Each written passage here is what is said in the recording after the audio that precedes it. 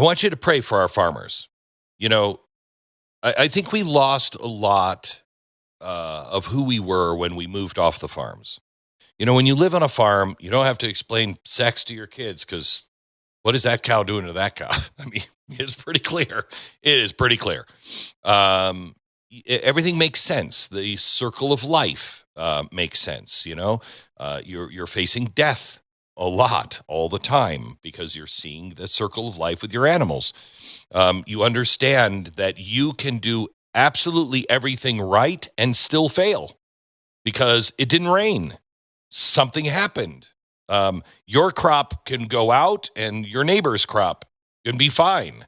That teaches you compassion. That teaches you, hey, love your neighbor. You really need to help your neighbor out because you know what? There's going to come a time where your crop fails and theirs is doing fine. And so help each other. We've lost so much because we've lost the connection to our farms and our farmlands. And I think that's when America really started to hurt and really significantly change. And now we're living in a time where nobody knows where their food even comes from. We don't even know it's real anymore when it comes to our food. But right now, there are farmers that are firing up their tractors and heading out into the fields for spring planting. And a monster drought has swallowed 60% of the lower 48 states. You haven't heard about this, but it is true. The NOAA maps don't lie. The South is baked, sugarcane, rice, peanuts, fruit trees, choking under severe, extreme, and even exceptional drought. Out in the plains, where that's our bread basket, winter wheat is sitting in dust. It can't germinate because it doesn't have the water. In the West, the mountain snowpack is vanishing before our eyes. I mean, I am shocked. I'm here in the Mountain West. We normally have snow up on the mountains all around me. We don't have snow. I mean, we have some and really high elevations, but usually on the mountain right behind my ranch, we have snow up there at this time. It snowed yesterday, but nothing stuck because it's too warm. So you don't have that snow. And now, at least here in Idaho, cutbacks on water are already being talked about. They're being ordered along the Colorado River in Washington State, the Yakima Basin, which has a lot of our food up there. And ranchers are staring at pastures now that they won't grow. The pastures are, the cattle herd is already the smallest it's been since the 1950s, and it's not happening in a vacuum.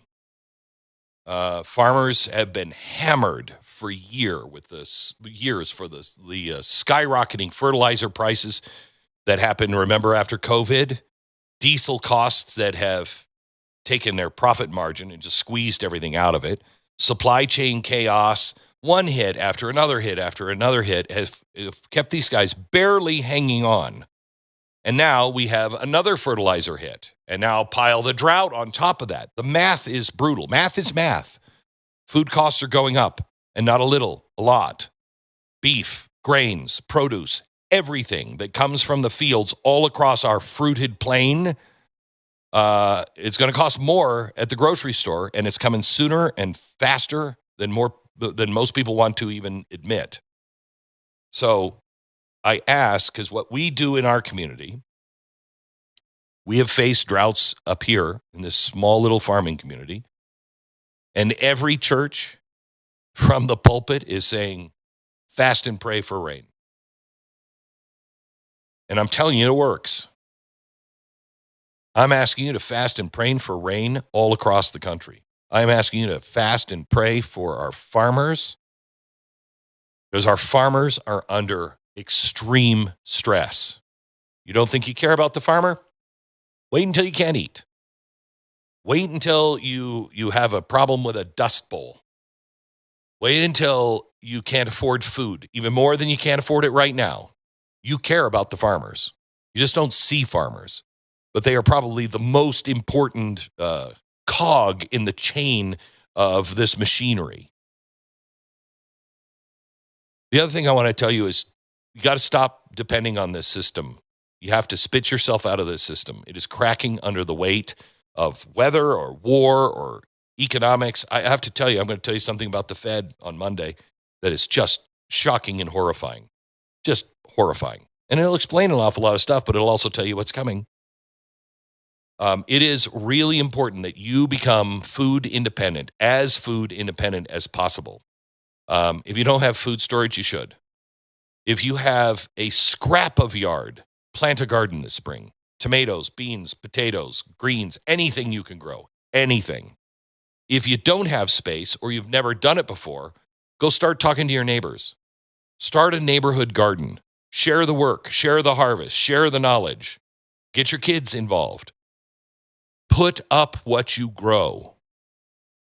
It's not enough to have just a whole bunch of beans. Stock it up. Learn how to preserve it. Stock a little extra when you can. Prepare. Because this isn't just about rain or fertilizer prices, market prices. It's not. It's really not. We are in a spiritual war. And I'm telling you, the very gates of hell will come against us in the days ahead.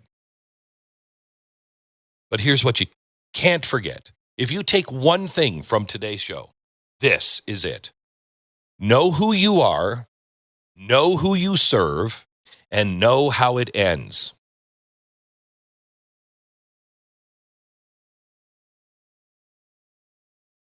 To quote Thomas Paine, heaven surely knows how to affix a proper price on something so celestial as freedom. We haven't paid a price for our freedom in a very long time. But victory is already written. This too shall pass. It always does. But now let me give you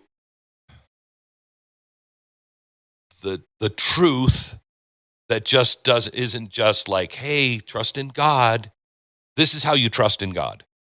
This too shall pass, but it will pass a whole lot easier if we stop pulling in different directions and start sticking together.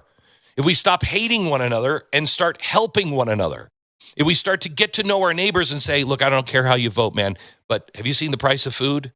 When the shelves get thin, this too shall pass a lot easier if you've loved your neighbor and you're working together. Stand firm. Plant your seeds in the ground and plant seeds of love in your heart and in your faith and get ready because the storm is here. But so is the one who calms the storm every time. Keep your eyes on him, but put your hands onto the plow.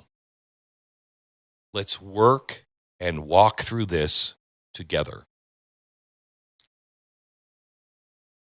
Pray for our farmers and pray for rain.